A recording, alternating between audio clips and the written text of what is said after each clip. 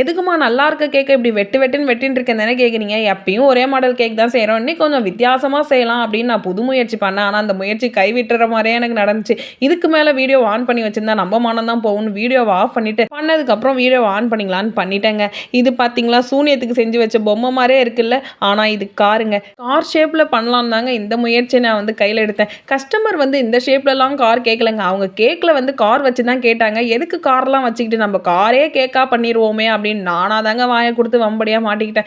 இருந்தாலும் பரவால்ல. எடுத்த முயற்சிய கைவிடக்கூடாதுன்னு அப்படி இப்படி போராடி ஏதோ ஒரு கார் மாரி மாடல்ல கொண்டு வந்துட்டேன். ஆனா இந்த கார் சாதா காரா இருக்கக்கூடாது. இது ஒரு ரிச் காரா இருக்கணும் அப்படின்றதுக்காக காருக்கு மேல பார்த்தீங்களா, டாப்ல கண்ணாடியெல்லாம் போட்டுட்டேன். அண்ட் அங்கங்க குடுக்க வேண்டிய ஒயிட் கலர் கலரையும் குடுத்துட்டு, இந்த கார் வந்து சாதா கார் இல்ல விஐபி காருன்ட்டு விஐபி நம்பர் 1 அப்படின்ட்டு இந்த காருக்கு நம்பரையுமே நான் குடுத்துட்டேங்க. கார் ஓடணும்னா அதுக்கு டயர் வேணும்ல.